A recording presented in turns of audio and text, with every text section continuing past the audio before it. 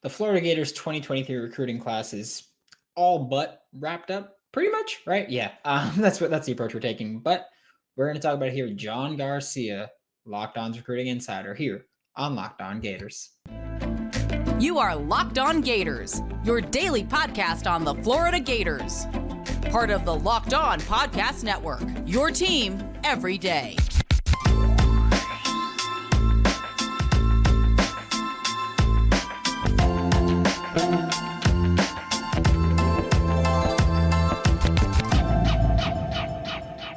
Joining me now for Locked On Gators is John Garcia, Locked On's recruiting insider. And before we get into it, I'd like to thank LinkedIn Jobs for being the official college football recruiting sponsor across the Locked On College Network. LinkedIn Jobs helps you find the candidates that you want to talk to faster. Post your job for free at linkedin.com/lockedoncollege. Terms and conditions apply. And John, there's a lot going on in Gainesville, but we're going to focus on the class as a whole. Florida Gators 2023 class is basically done. Like whether you add a couple transfer or high school kids, the huge majority of this class is done with Florida. And while we look at it just right now, what would you say is the biggest strength of this class?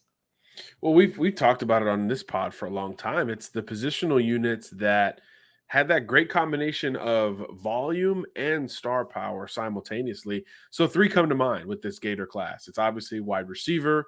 That group is certainly versatile, and you expect those guys to hit the ground running with the need on that side of the ball. And then defensively, both up front on the D line and in the secondary, Florida got an array of talented prospects and versatile prospects where you can kind of put together full units, a full secondary and a full defensive front. So really it's the takeaway for me is that you're overhauling with volume and talent three position groups that clearly, watching the Gators in 2022, clearly need an influx in talent. So I do think that you've addressed your needs about as well as any school in the country has. Of course, there are other standout players at other positions. Obviously, we love Jaden Rashada. There's a lot of great players to isolate on individually, but collectively, it's those position groups and the balance of the recruiting class for me that makes this a really intriguing group and a borderline top 10 class. And I mean, just looking at this class, what do you think the biggest weakness is for a class where one high-ranking offensive lineman, only one linebacker in general, and no tight ends? So what is probably the biggest weakness here? Well, yeah, I think running back and linebacker left some from desire, both from a volume standpoint and a talent standpoint. I think there was a lot out there for Florida at different points at those positions, and obviously some late misses at those spots, tight end included. I thought that was an interesting pivot late in the cycle to try to go grab some tight ends. Didn't work out for this class, but again, it's a little bit nitpicky in my opinion. Yeah, tight end was an interesting one for me too, because like we spent so long going, yep, Florida's not even trying to get a tight end, and then Jaden Platt becomes available, and all of a sudden there's a big push, and then Texas A&M, which really sucked. But talking about players who are committed to the Florida Gators, who's probably the most important player in this class? Because I know we spoke about this a long time ago, and this class was probably half the size. But now you're looking at Kelby Collins because he's the highest rated player consensus-wise. Jaden Rashada because he's a quarterback, which is obviously the most valuable position in football. And you with SI 99 have him as the number 10 overall recruit in college football.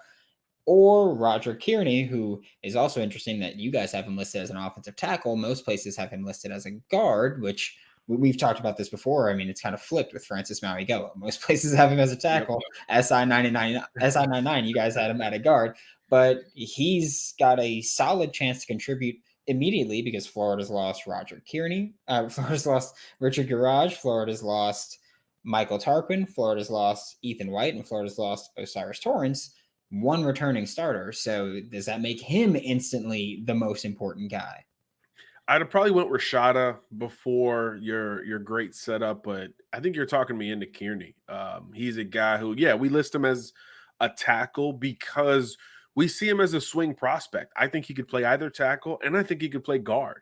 I think a guy who could play 4 spots, heck, he could probably learn to play center, is going to bring you so much value, especially when, one, there's a huge need. You just mentioned all the key departures. There's more departures beyond that grouping. And then two, this group didn't hit its ceiling. I think if you really dug into this class, the lack of depth on the O line from a recruiting standpoint is probably where you can nitpick even more so than running back and linebacker, as I just tried to do, because you do have some volume there. But in terms of guys ready to play today, that list starts and could end with Kearney. So I do think he, by default, becomes the most important 2023 player from this list. Now, if we talk about development and long term, it'll go Rashada. It could be Kelby Collins. It could be Cam James. There's a lot of players that you could really dig into. I love Andy Jean. I think he's the highest floor wide receiver that Florida's brought in. He could be a glue 3rd and 6th guy for several years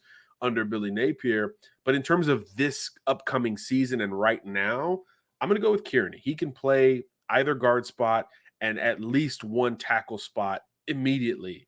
He's polished. He's super athletic.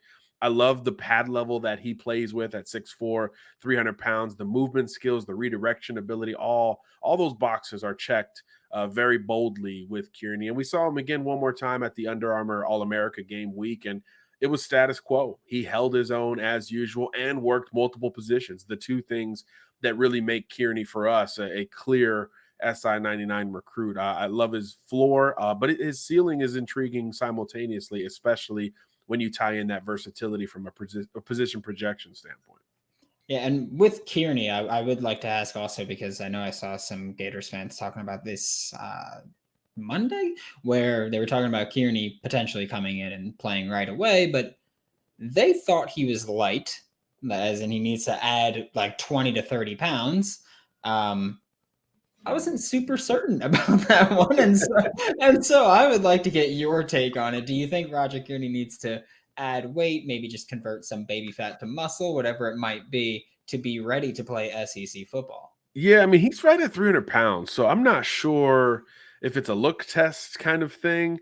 I got the Under Armour roster right here. He was listed at 6'4", 300 pounds, so I'm not sure what that looks like. He wasn't overpowered consistently by a really good D-line class that he was going up against. I mean, he's going up against Kelby Collins and Peter Woods and David Hicks, some really elite, like the top level blue chip recruits.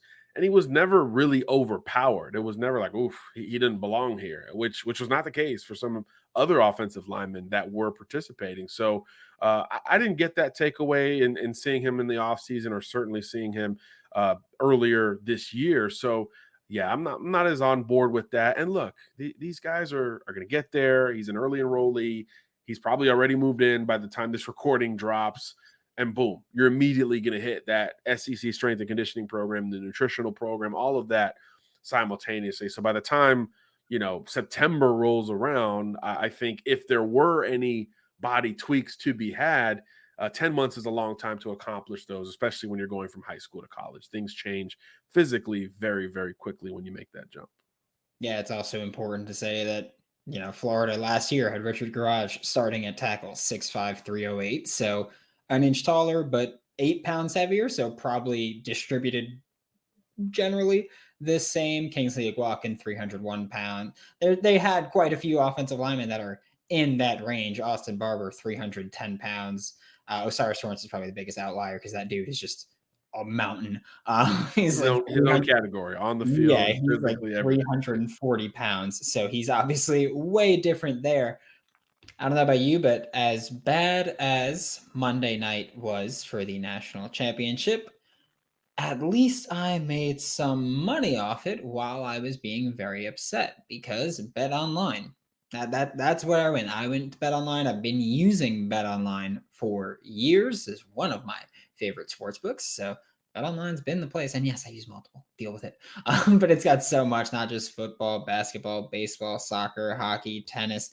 The variety on BetOnline is insane. It's ridiculous. And really, it's kind of unmatched. They have everything on BetOnline. Head to the website today or use your mobile device to learn all about the trends and action. Check out BetOnline. It's where the game starts. But one guy that you mentioned earlier was Andy Jean, who I did want to ask about because Andy Jean is one of the, it seems weird to say because so many people are high on him. He's one of the lowest ranked 4-stars that Florida has right now committed.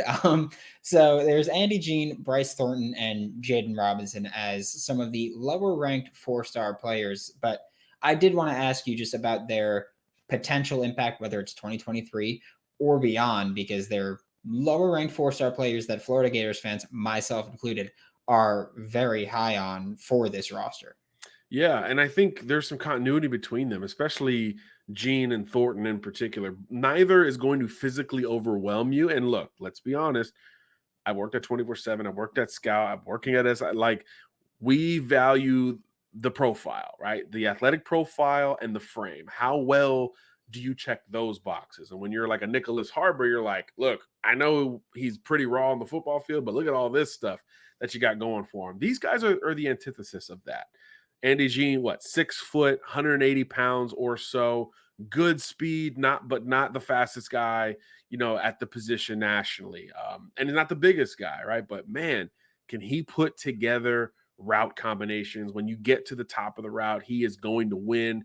He showed up in the biggest games for Miami Northwestern. They weren't expected to be a classic, Amari Cooper, Teddy Bridgewater, Miami Northwestern team. And Gene, among others, really propelled them deep into the playoffs this year. And he had some explosive games, including, I think, his last game, he had like a 75-yard touchdown.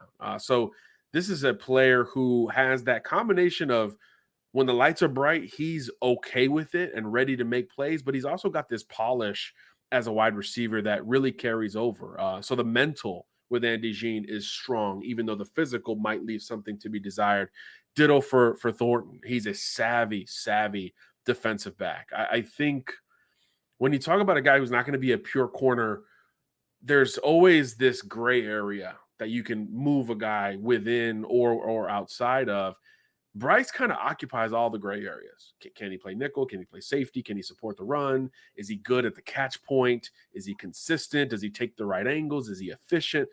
All those answers are yes. But it just doesn't overwhelm you physically, like we talked about with Andy Jean. Smaller guy, not the most explosive. But when you think of those great in-between players, I think of like a Chauncey Gardner-Johnson in the NFL who pesky as hell, but smart, in position, and will impact the game one way or the other. And I think that's where you can get some of those crossover moments with Bryce Thornton, even though there's not one physical trait that you say, oh my gosh, he's so fluid, or he just runs so fast, he's so explosive. It's not as easy to see, but when you dig into it, there's a lot to like with these prospects. And if those are the secondary tier 2 guys that we're talking about with Florida's class, it's another indicator that this is a really nice group. Yeah, I like that you said Chauncey, because while you were listing everything that Bryce Thornton can do and his consistency and everything, I was thinking I don't know if it's the Gator fan in me, but I'm immediately thinking Chauncey Gardner-Johnson. I tried to keep it Gainesville specific. Yeah, you were going with it, and I was like, I don't know what it is, but I'm thinking Chauncey Gardner-Johnson. And then I started Googling Chauncey Gardner-Johnson to see his measurables, and then you go, yeah, like Chauncey Gardner-Johnson. And so that's why I was like, I have to laugh at that one. I think he just had a huge payday in the NFL, still collecting a bunch of interceptions, and none of them, it's like he's right place, right time. That's his MO. And Bryce has a lot of that in his game. And ditto to Chauncey, coming out of high school, played just great competition in the Atlanta area. Chauncey's not from there, but I'm saying he played great competition in high school coming out. So the indicators we got on Friday nights weren't just, hey, I'm the best athlete on the field, even though I'm not considered an elite athlete. No. This was, I'm not the best athlete on the field, but I'm still making this very high-level impact. So, yeah, I'm a big fan of his. I think he's going to crack that rotation sooner rather than later. Yeah, hope so, because Florida's lost 4 safeties in this offseason. 2 to the draft, 2 to the portal, so we need someone there. Actually, 3 if you include Trevez Johnson, who is now with Missouri. So, yeah, so there you go. 5 guys with 3 get to the portal. So there's that.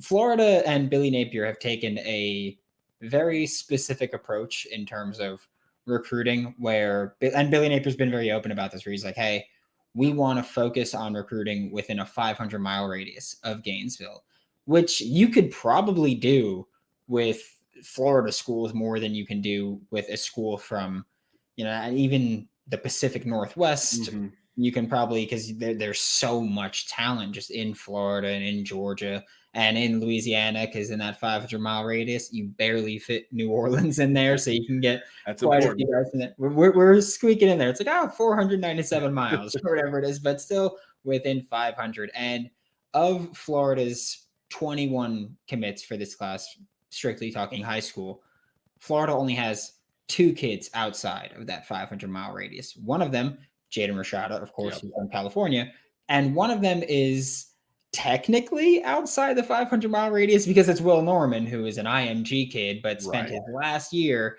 in New Jersey. So really 20 of the 21 from within 500 miles. But is that maybe sustainable for Florida to go, okay, well, within 500 miles of Gainesville, we're going to try to just continue winning those battles with these 21-man classes, and we're going to try to build a championship caliber team through that way?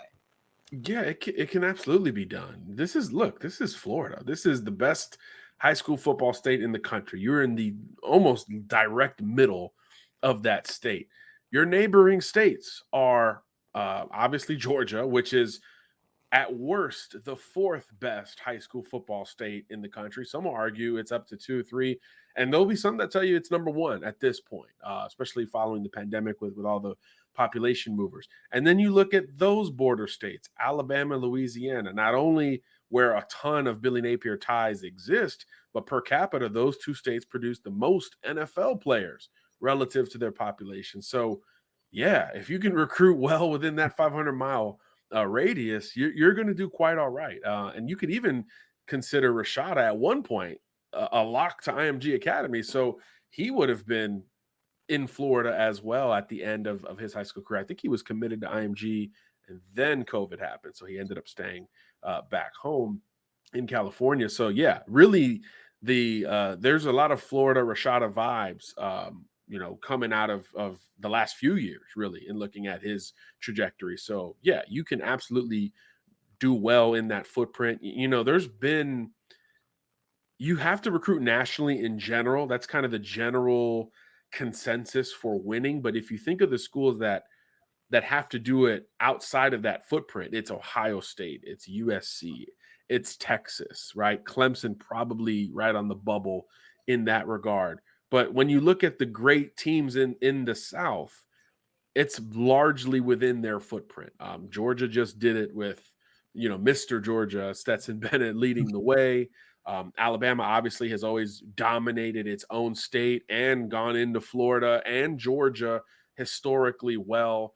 LSU, again, same kind of footprint. You sprinkle in the national recruiting, but the foundation is really closer to home. And we just saw the stat that became official on Monday. What is it? 13 of the last 17 national champions are in the SEC.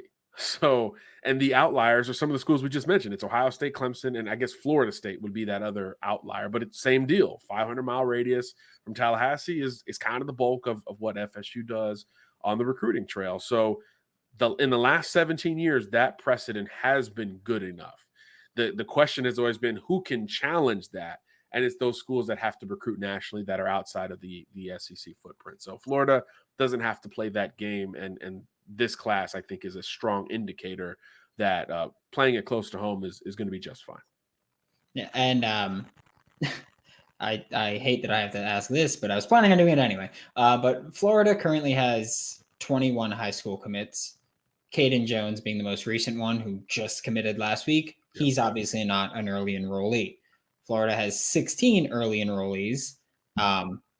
We'll bypass the Jaden Rashada stuff. I was going to say, what's that? We'll bypass the Jaden Rashada stuff, but 21 commits, 16 kids currently enrolled, and then you have Caden Jones, who's not signed yet, and 4 kids who are signed but not enrolled, Jaden Rashada included.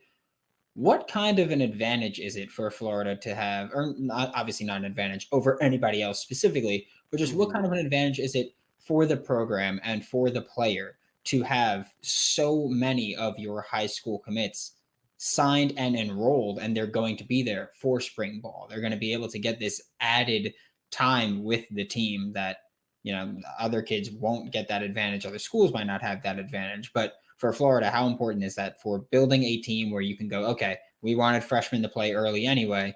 Now they have that much more time with Florida's just strength and conditioning, the playbook, any practices that you might do. It's huge. I mean, just even in the simple assimilation to college life, it's huge. You're mom's not there anymore to wake you up or whatever it is. It's on you. So on two ends of the spectrum, one, if you're the overachiever who's always been there, done that, you now have more time to continue achieving greatness. Now, if you're on the other side of it and you've always needed that push, you will now, as an early enrollee, have the opportunity to go through those bumps and bruises in January and February and March, as opposed to June, July, and August when the season is all but here. And now all of a sudden you're buried on the depth chart and working the scout team before you know it. You have an opportunity to continue to start fast or start slow and get it out of your system before it really starts to count. I don't have the numbers in front of me, Brandon, but I'd love to know from, like, let's say a given outlet's freshman All-American team, how many of those freshmen were early enrollees? I do know these elite freshmen that seemingly hit the ground running better than most are usually early enrollees. So there's a precedent for great players starting in January as opposed to May or June. There's always outliers. There's always exceptions to the rule.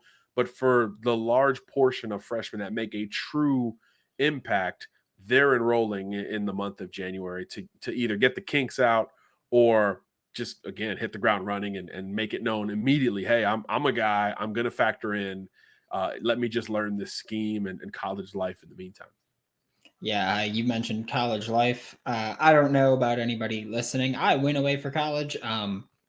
Don't like my transcript from that freshman year. So I'll say that much. Exactly, right. You needed to kind of figure out, okay, this is how it's going to be in this either part of the country or just this area that I'm not necessarily comfortable with. So let's get those bumps in the road behind us.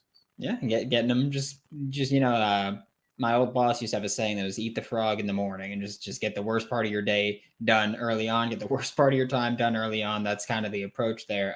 But before I let you go, we talked about Florida's high school class a lot and their commits, but we haven't really talked much about the transfer portal today. We did a whole show on it last week, but we haven't talked much about it today. But Florida, had a great defensive line class in high school, added 2 defensive linemen to their class recently. Florida has just 1 linebacker committed from high school, added 2 Big Ten specifically linebackers in the past, week and a half, although we knew Taraji Mitchell was coming to Gainesville for quite some time. He just needed to get bounced on New Year's Eve, and then he can come to Florida. Florida added a quarterback also from the Big Ten, and then an offensive lineman from the Big 12 so far in the portal. So how do you think Florida's kind of managed recruiting so far with high school players, bringing in, veteran players who can contribute early in case your high school kids aren't ready, filling a weakness like recruiting at linebacker, replacing Anthony Richardson with an experienced quarterback, and then adding in the guy who, according to Pro Football Focus, was the second best pass blocking guard in the country behind only Osiris Torrance. So you're replacing the best with the second best. So what do you think of Florida's kind of approach here to managing the high school and portal recruiting? Well, look, if you looked at the immediate departures, the ones that hit the hardest just from the outside looking in, Anthony Richardson, Osiris Torrance, I don't know if Dexter has already made his fate official. These are the players, Ventrell Miller, these are the departures that you're like, oh man, this is huge. So if you constructed a transfer portal plan, you're like, we got to hit those 4 spots, probably first. They've already done that. Now, some of the names, particularly at quarterback, weren't, I'm sure, as easy to digest, especially given the amount of talent at the quarterback position available. But again, we talked about it on the last show.